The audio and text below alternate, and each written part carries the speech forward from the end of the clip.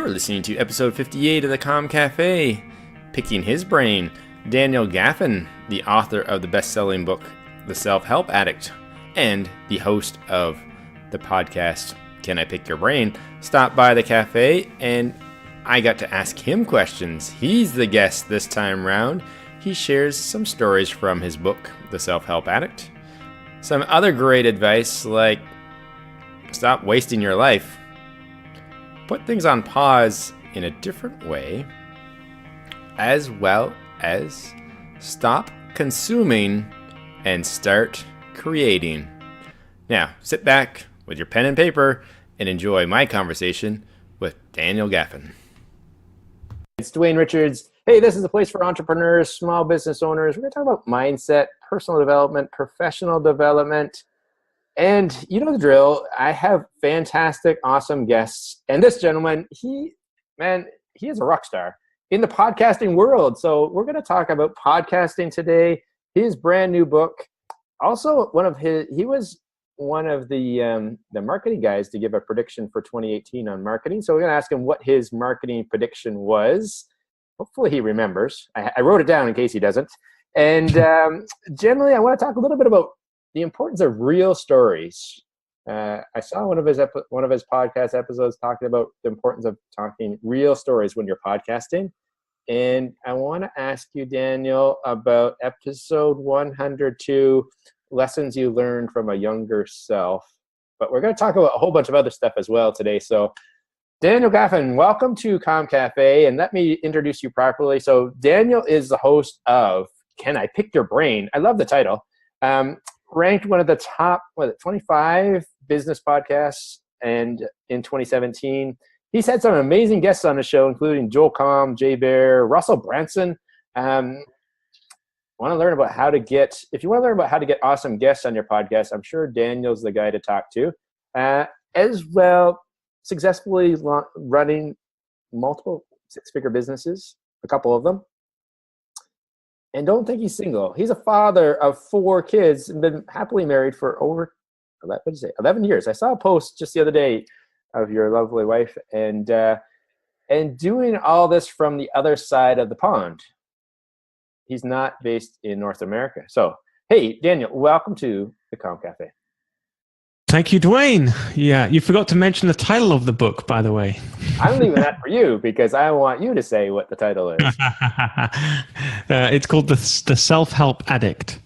I know, and all that introduction we talked about, and then just before we hit the record button, we went down that self-help discussion, and that may be more about what our discussion is today because, I'll find out from you, but I have personal experiences about being a self-help addict in the last 4 years. And so what do you want to talk about first? Let's touch on the podcasting piece first, because a lot of my listeners, you we help people start podcasts, and you've been at it a little bit longer than I have.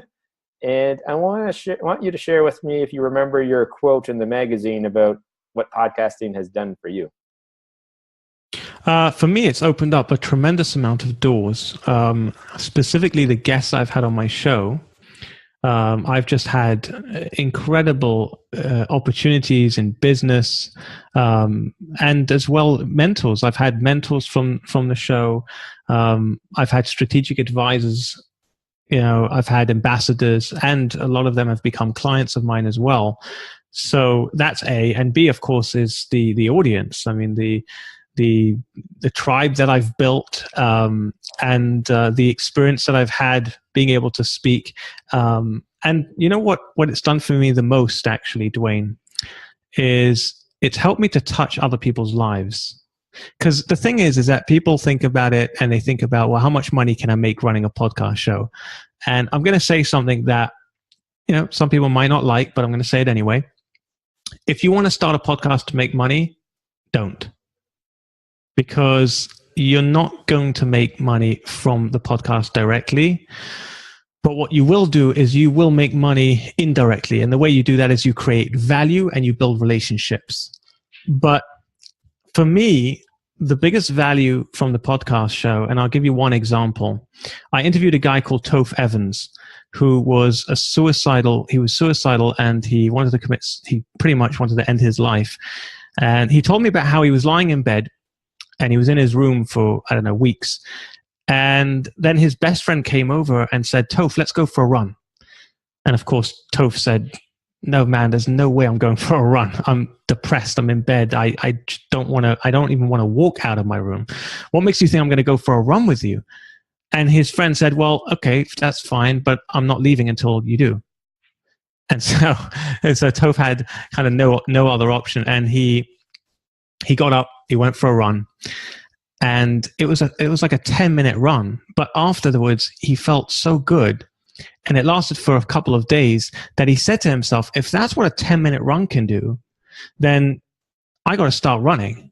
And so he kept running and eventually became an extreme athlete. He was one of only 200 people to run a marathon up Mount Everest.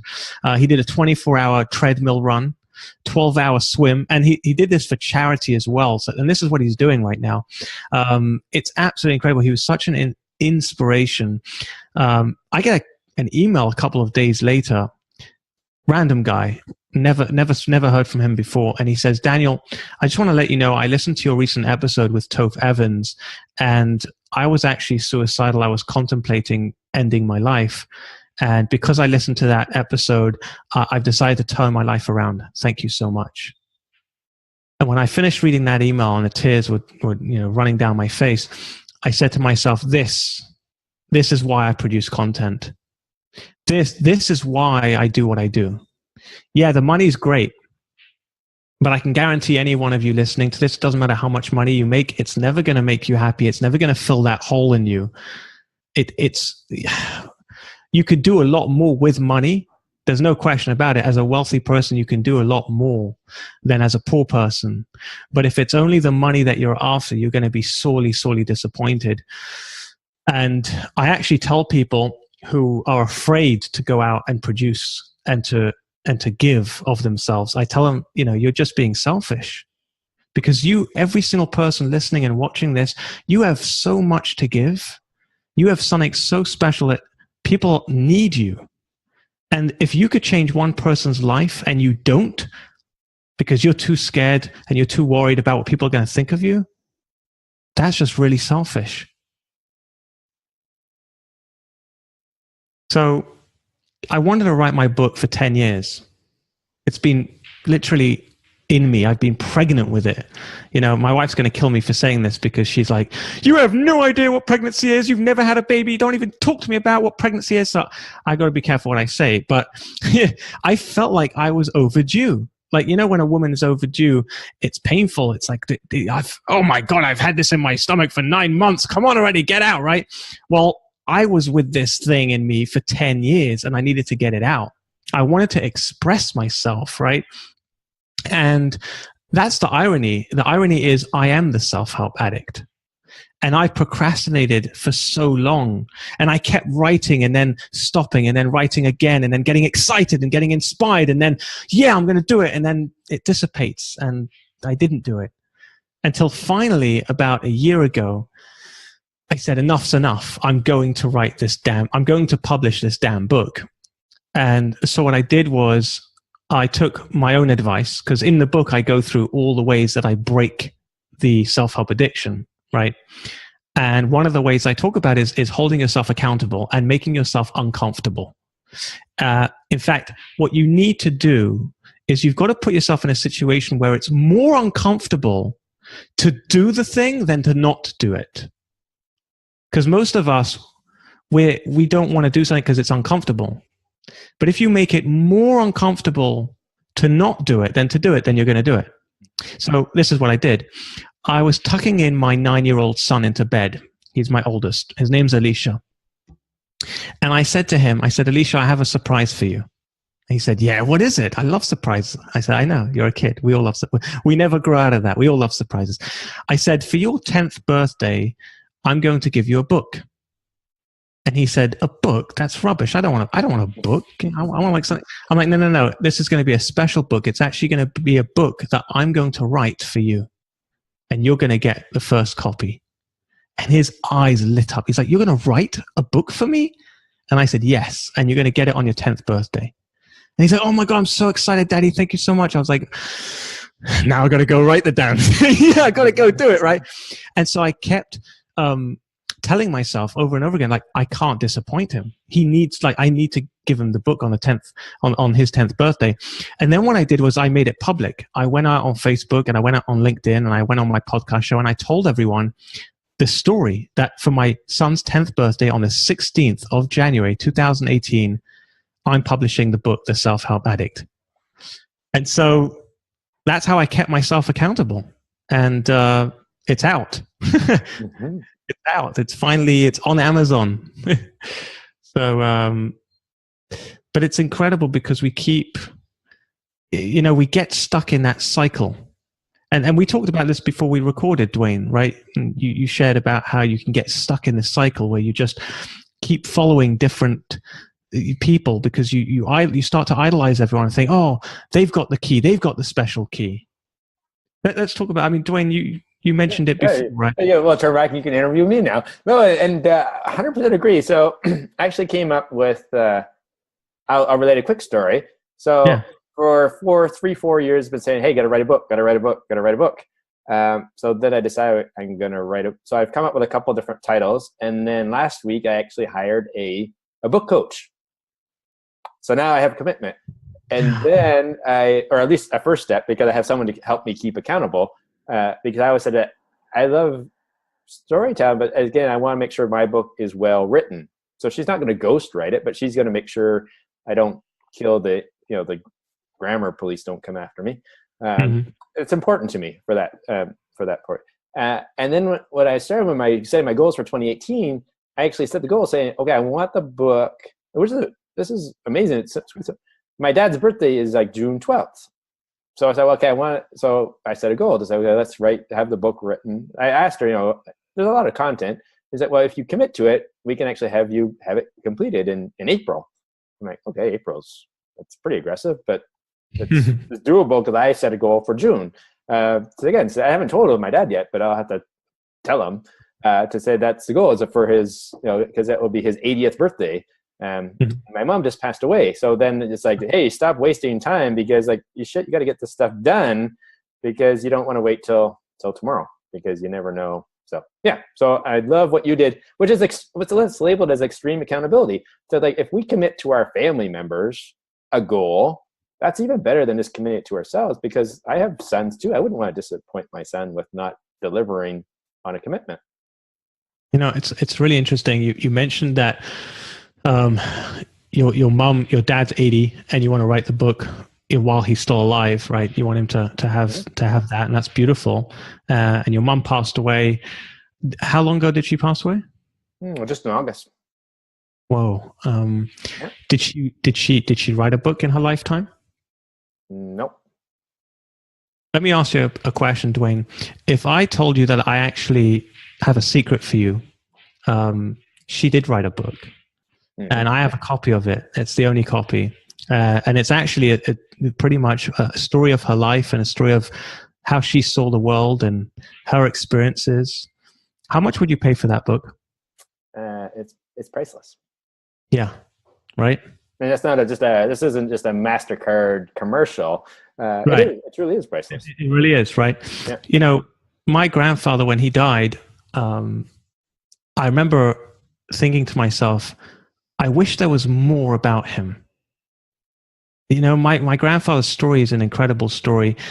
He was in the Holocaust and he was shot and buried alive, and he watched his whole family murdered, and he managed to survive, and he built himself up from scratch. Literally, you talk about people being self-made millionaires. He really was self-made. He had no contacts. He had no money. He had nothing. He moved to a new country, learned a new language, and he built himself up from nothing and he became a multimillionaire, but he gave away most of it to charity. And I still don't know enough about him. I want to know more about him. And I wish that he wrote a book. I wish that he started a podcast show. I wish there was videos that he created. And the reason why I'm sharing this, Dwayne, is for those of you listening, Don't hold it back from your children and your grandchildren and your future generations. That fear that you have inside of you to go and produce, do it for them. Do it for them, because life's short, and when you leave this world, you want to leave something behind, because you don't want to leave the world as a spectator, right? We all go to these seminars and we get all pumped up. We go to Tony Robbins and he's so inspiring and we go, yeah, wow. Why are you not on stage? That's what I want to ask the people in the audience.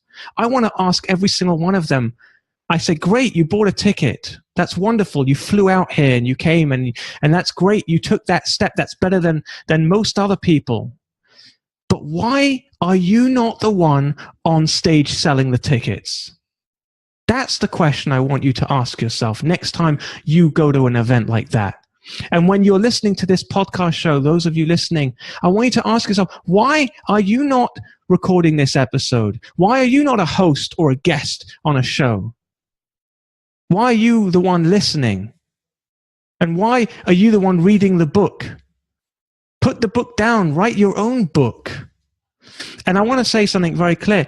And this is a disclaimer in my book at the beginning, because I don't want a bunch of hate mail, even though I don't really care. Haters can hate, and I have no time for them, and I don't really care for them. And I talk about that as well in my book. I'm focusing on the lovers out there. I'm focusing on the people that get what I'm saying, and they get it. So I wrote a disclaimer in my book, and the disclaimer says, look, I'm not bashing the self-help industry. I'm not saying that the Tony Robbins out there are evil. I love Tony Robbins. I think he's amazing. He's incredible. I think that all the content out there, all the YouTube videos, the books, they're brilliant. They're amazing. There's so much resources out there. We live in a world that's rich with content, and it's great. The problem isn't the content. The problem is that you are overdosing on the content. You're overdosing on all the information, and because you're overdosing on information, you're not going out and creating. You need to turn the inspiration into action and do something about it. That's the key. And that's great. And that's going to be our segue into the piece that we really wanted to talk about, which was the self-help addict. So, because we had this conversation before we started, which was, and I'll share a small piece, was that I went through and I wrote down 3 names of people that you've had on your podcast. I said, hey, you've interviewed Joel Comm, you've interviewed Jay Baer and Russell Brunson. So I said, wow, I love Joel Comm. And actually that's where I've learned a lot about how to do Facebook Lives, and live video was from Joel Comm. And then I said, I read Jay Baer's book, Utility, about being useful before trying to sell. I read his book 4 years ago, and then I admitted, going with my new goals of the 4 agreements, be impeccable with your word. I admitted to say, if I would have just stuck with those 2 guys for 4 years, saved myself the $40,000 that I spent on New Peaks and masterminds are important, but it wasn't necessarily. I have no regrets. So it's not that I regret it, but I just say, if I would have put that $40,000 in the bank and just stuck with those 2 guys and ran with them for 4 years, I'd be ahead of where I am today.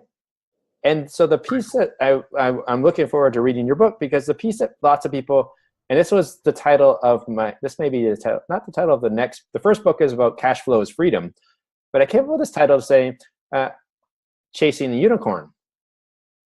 So we as people are chasing the mystical unicorn, the magic bullet, the unicorn, saying, I'm chasing the unicorn, looking for the rainbow with the pot of gold at the end. And there's this mystical unicorn out there that's, whether it be a marketing, inspiration, motivation, whatever it is that I think that I'm missing, I'm chasing the unicorn.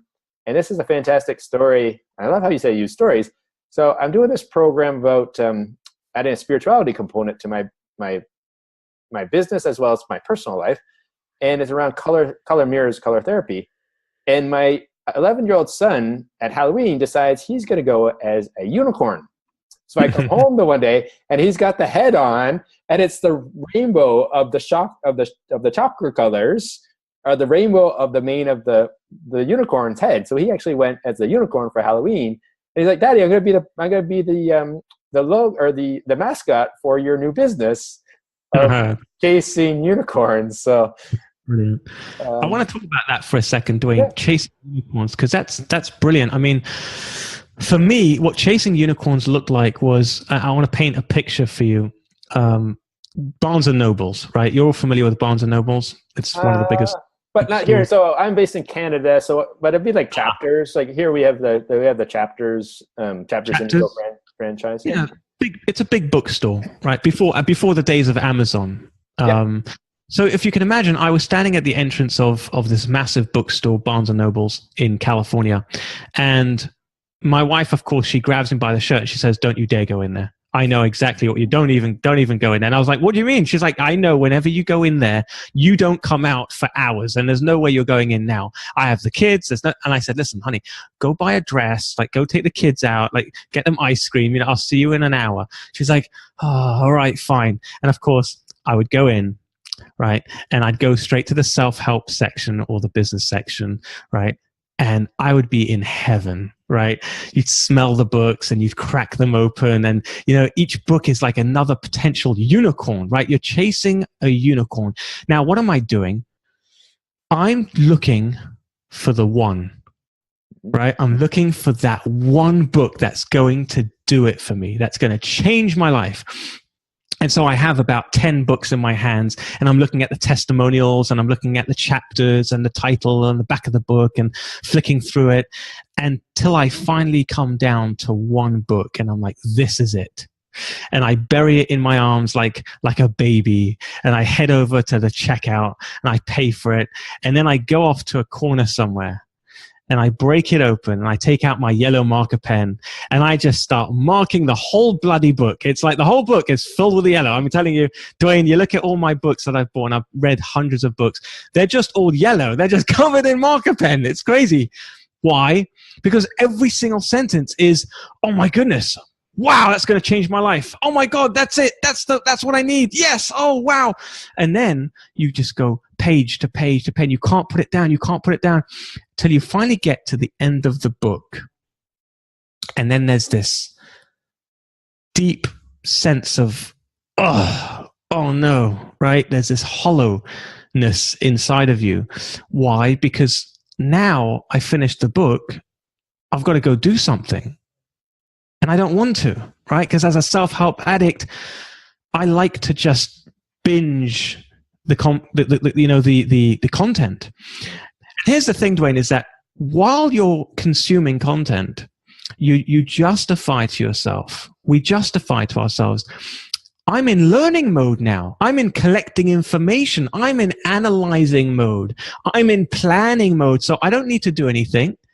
As long as I plan, I have an excuse not to go out and do. The minute that I finish the book, I have come to the end of the rope. There's no more rope left. And so what do I do as a self-help addict? The cycle continues. Oh, look, he's got a website. Let me go check out his website. So I go to the website. Whoa, he's got a webinar coming up. Okay, great. I'm going to sign up to the webinar. And then once I watch the webinar, then I'm going to change. Then everything's going to change. Then I'll have the information that I need. And it's free. So why not, right?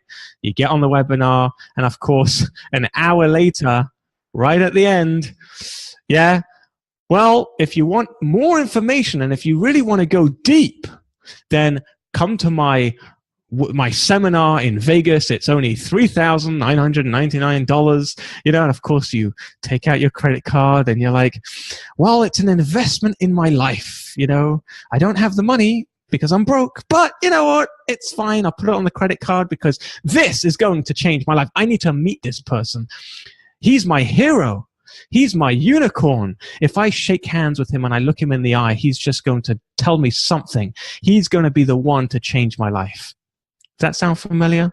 It sounds awesome. And it sounds fantastic. And because it's so true. Because we could joke because I don't know about you, but I've been there. Yep, I've been there. Bought the T-shirt. Of course, you got to buy the T-shirt. Right. I have a whole collection of books behind me, but it's but let's I love that story. So thank you for that. And I'll share with you what I do, because that's to people say, well, great. Then what's the solution? Like, you don't read anything? I'm like, no, I still read. But here's my strategy for how to like curing the self-help is that I block out. So I get up at this morning I was up at 5:30, quarter after 5, and as soon as I get out of bed, I grab a book. Mm-hmm. So I just finished. I said, I'm not a fast reader. I'm like, it takes me a long time to read a book. And I just finished my first book in 2018. So it only took me like 10 days. That's pretty, yeah. But I only give myself half an hour to 45 minutes first thing in the morning to read. Mm-hmm. That's it. Mm-hmm. I don't get to sit and read it all day long. So I just finished reading Mel Robbins' The 5-Second Rule. Yeah, I know that one. Yeah. Mm-hmm. But I'll give people the shortcut version, which is, hey, just watch his TED Talk. Just watch, like, take 10 minutes and watch the TED Talk. That's what I did. I didn't read the book. I watched the TED Talk. Yeah. Same with Simon Sinek. I love Simon Sinek. Just start with why. Watch the TED Talk. You don't have to read the book. Like, there's more detail in the book, but just so in some cases, I love it when these guys, because they have the book, and then you're like, you hear them speaking, like, man, I gotta go buy the book. And then you buy the book and you read it, and I'm like, yeah, but the 10-minute TED Talk is enough.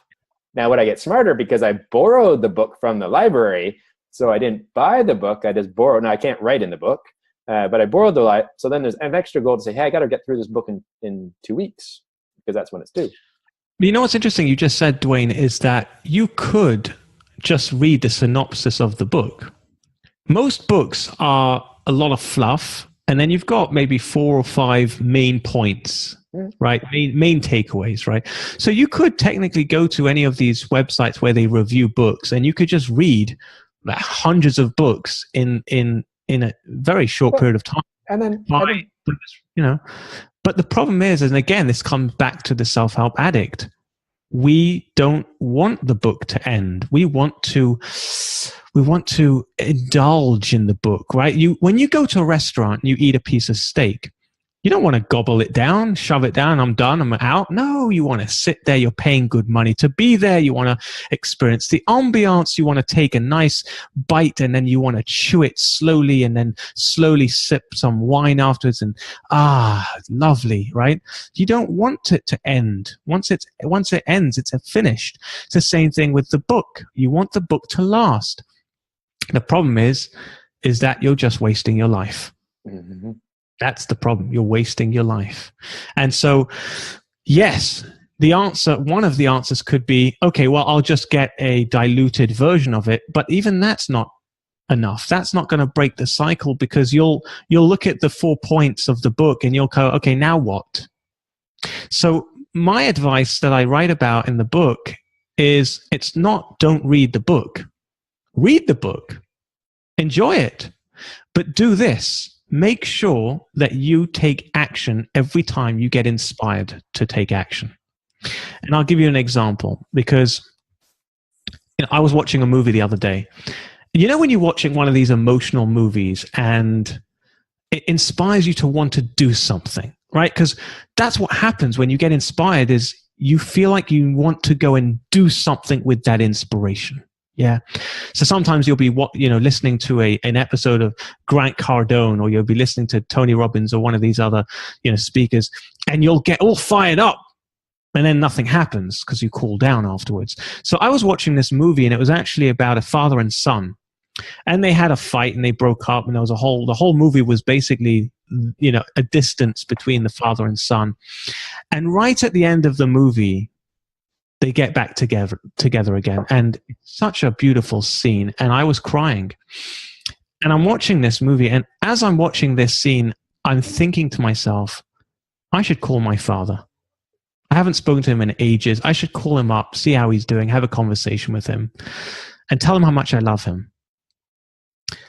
And then the movie ends and the music stops, and I'm sitting there. And okay, check my Facebook, go to a YouTube channel and find out what's on YouTube. And the thought's gone, the feeling's gone, and the moment's gone, and the opportunity is gone, because you cooled down. And when we cool down, we're less likely to take action. So what I've started to train myself to do is rewind. go back to that movie. In that moment where I'm crying and I feel that heat in me, that inspiration to go, stop the damn movie. Put it on pause, pick up the phone, and call your dad. And I encourage everyone to do that whenever you get inspired. You're reading a book, okay? I get it, Dwayne. You have this 45-minute time. That's great. And I like the fact that you've given yourself a time limit. Great. But here's another thing. You get to a certain chapter or a certain paragraph and you go, oh my goodness, that's brilliant. Stop. Take that inspiration, close the book, put the bookmark in the book, close the book, put it down, and go and take some action, something. Whatever it is, it's a phone call, it's an email, it's a memo, it's something that you start now and you take action on it. Because when we're burning hot, that's the time that you should take action. It's the same thing in sales, by the way. I noticed when I was closing deals, and they were high ticket items. Whenever I would be on the phone with someone, I would get them really riled up, meaning that I'm a good sales guy. Okay, I'm great at persuading people to take action. The problem is that I would get them so convinced that they need this product or service that they would agree to me and they said, yes, Daniel, I'm ready. And I would say, great, I'm going to send you an invoice. And he'd be like, great, I'm going to pay it. Then I would put the phone down and I would send him an invoice. And guess what would happen? An hour goes by, 2 hours go by, 3 hours go by, and I'm waiting. The next day, I wake up in the morning expecting that the invoice is paid. I look at my invoicing platform that I use, right? Invoice is still outstanding. What's going on? I quickly text him, right? Hey, Frank, whatever. What happened to the invoice? No answer.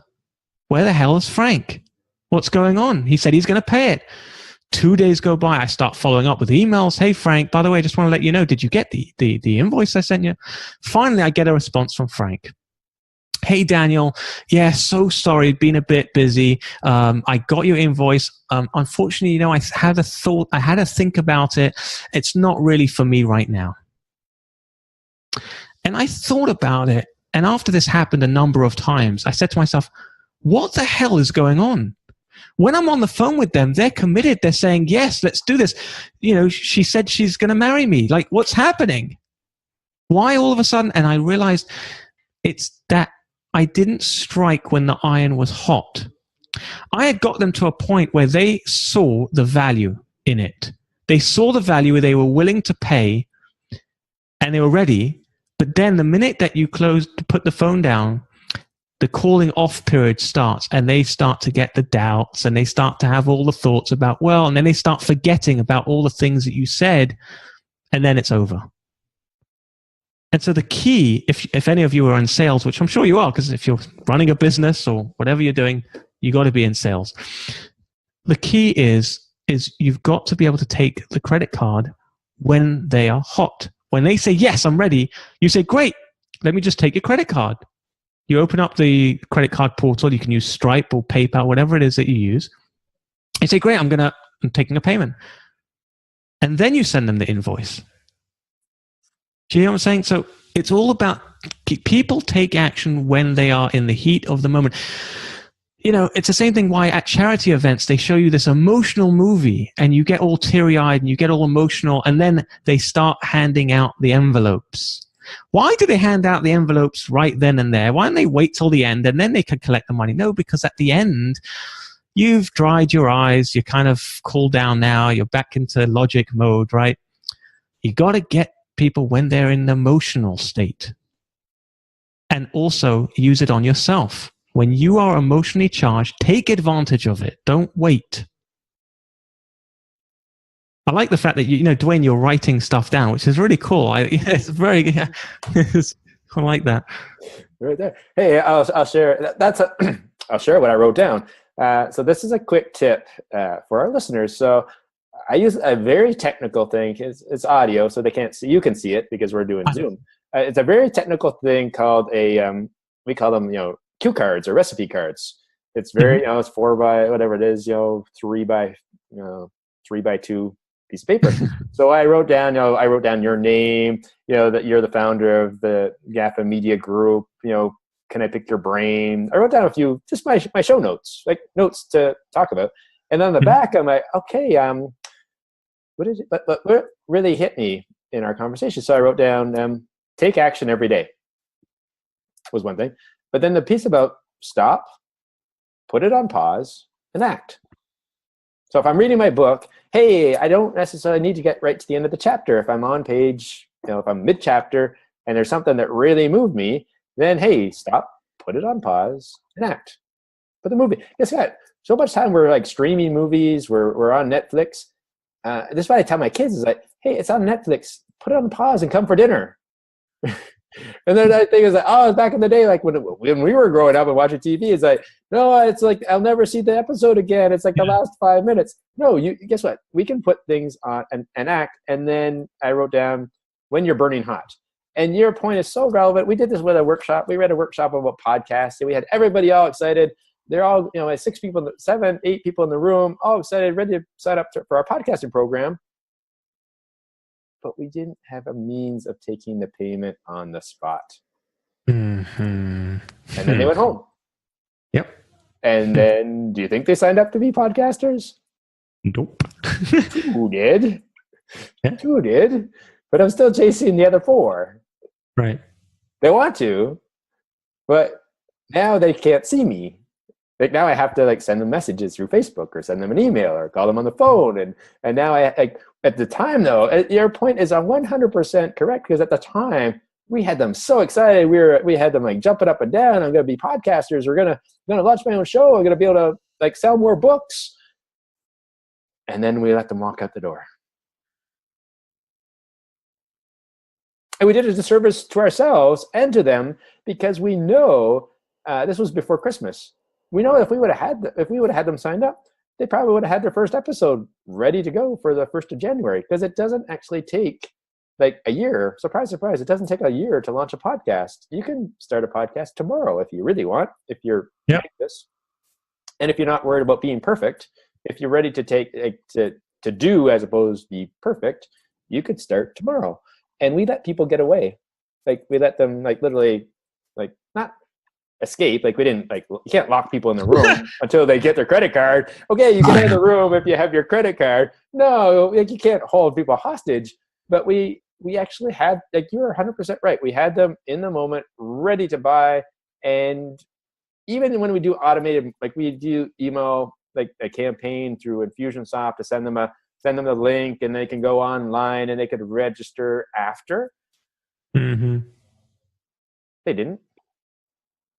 Because it was easy not to, because they didn't actually have to say no. Where if I hand them the form and hand them the credit card machine, then I'm actually, and it's okay. And this is what I made the mistake of with this on a sale last week. I thought the sale was mine. And then when I called them to say, okay, let's do the paperwork, they're like, oh, we went with the other advisor.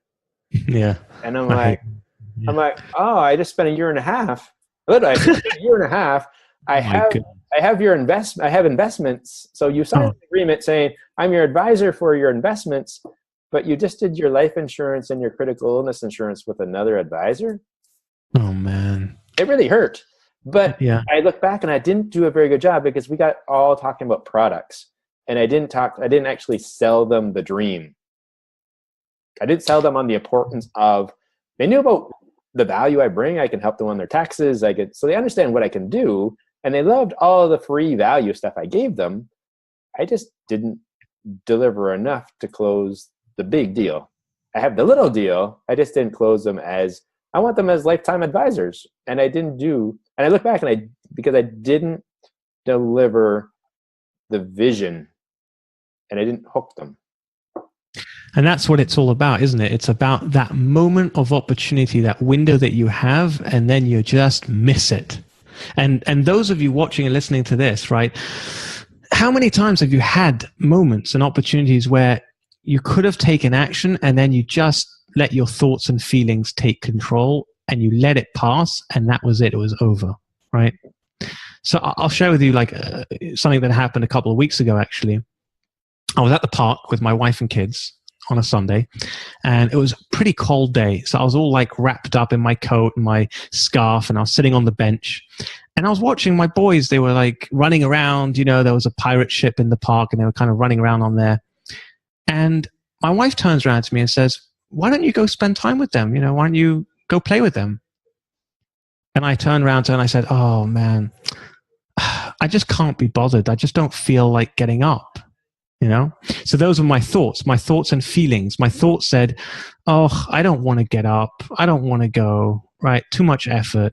And then there were the feelings of, "I don't feel like it. It's too cold. I feel cold. I feel tired. I've had a long day, And then I did something which I write about this in my book, which is, if you take the actions, the feelings will follow. So I took my own advice and I sort of just picked myself up and I just ran over to the pirate ship and I became a pirate. And I'm like, "Oh, I'm going to get you," right? And I start chasing them around and we start rolling on the floor and we had such a great time. We really did. And my boys just loved it. And you know what? As we're walking home, I thought to myself, imagine if I would have stayed on that bench. I created a memory for my kids that they're going to remember. And I created a memory for myself that I'm going to remember. And it's all about taking control of your thoughts and feelings. And it's interesting because, you hear some people say that your negative thoughts, you need to crush them. You need to control them. You need to kill them, whatever it is, right? And I don't believe in killing my thoughts. I actually look at my thoughts and feelings as my children. When my children say to me, "Hey, Daddy, I don't feel like going to bed. I don't feel like brushing my teeth. I don't want to go to school." What do you do as a parent? You say, "Well, tough, we're going." And you grab them by the hand, right? And you just take them, right? I do the same thing with my thoughts and feelings. I see them as little children. They go, "I don't want to go to the gym. I don't feel like going to the gym." And I say, "I hear you, but we're going anyway." And I just go. I just start walking to the car. I get in the car, drive to the gym. I'm on the treadmill. And suddenly something amazing happens. When you take the action, the feelings and the thoughts follow. And suddenly you start thinking, "Wow, I'm so happy I came to the gym." And you start feeling amazing and pumped. And you're like, "Yes, wow. Oh, I feel like $1,000,000. And you walk out of the gym feeling so grateful that you dragged your ass over there. Right? But the problem is as a self-help addict is that we let the thoughts and feelings take control of us. It's like a parent that just lets the kids do what the heck they want. You need to control them. You're the boss, not them. And you know what's best for them. I sometimes talk to my thoughts and feelings. Now, I know that they're going to call the men in white coats to take me away here. But I sometimes talk to them. I say to them, we are going to be better off if we go to the gym long term. We're going to feel better. You tell your kids, I know you don't want to brush your teeth. I know you don't feel like it. But you're going to be better off if you do it. Push yourself to do it, because otherwise you're going to have teeth falling out, or you're going to go to the dentist and you're going to have this massive, freaking huge injection that looks like a drill getting in, being shoved in your mouth, and suddenly you got, things being filled up over there. So in the long term, I know you don't feel like it. I know you don't want to do it. Do it anyway. Hey, I love, this is a fantastic point. I think we're gonna wrap it up here, because I'm gonna say, hey, do it anyway. And what we're going to tell people is, here's where to go. They should definitely go and check out Can I Pick Your Brain? And hear some of your and listen to some of your podcasts. And even better is, where are we going to send them to go get the book? Obviously, Amazon. Amazon, yeah, Amazon.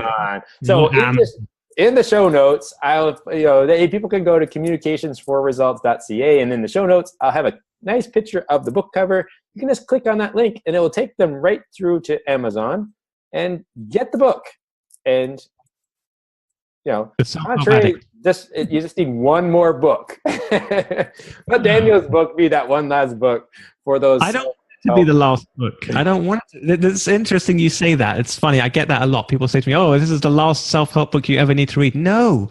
I want you to read loads more books, but I want you to take action with the information that you take. The best compliment I can get from someone reading my book isn't, oh, wow, your book was so inspiring. I was so inspired. I don't want to hear that. That's great. You could buy lots of books that inspire you. I want someone to come to me and say, Daniel, because of you, I started my own podcast show. Because of you, I'm writing my own book and I'm publishing it, this week or whatever it is. Or I just started my own YouTube channel, or I just started my business, or whatever it is that you've wanted to do, and you take action because of reading my book, then I know I've done my job, and then I'll be proud. That's all I want. And I don't want people to stop taking in information. Information is super important. And I'll leave you all with this quote, though, is that I interviewed a billionaire on my show. And I said to him, Jeff, you're a freaking billionaire. Like, there's only 2,000 people like you in the world. How did you get to become a billionaire? What was it that you did? And he said to me, I have a big sign up in my office, and it says the following. It says, ideas are welcome here, but execution is worshipped. Mm-hmm. I saw that quote. I saw you post that quote earlier.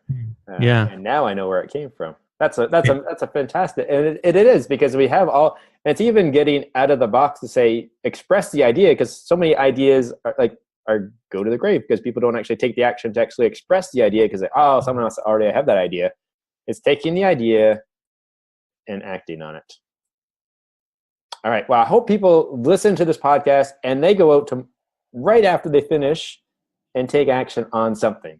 Hey, and message either Daniel or myself back and just share with us some of the things that we've inspired you to actually act on. Hey, maybe I asked you to go take a run, go to the gym, start a podcast, shoot a YouTube video, do your first Facebook Live. I don't care. Just do something that's going to move you forward one step at a time. Thanks for joining me on the Comm Cafe today. It's been amazing. Thank you, Dwayne. Thank you for having me. Thank you for those listening as well. All right. And thank you, people, for stopping by the Comm Cafe and listening. Remember, hop over to iTunes, subscribe. I think you definitely leave a comment for Daniel there, because he shared so much with us today that why wouldn't you want to just say thank you in the comment section. So thanks for you for listening, and stay tuned for the next episode of the Comm Cafe.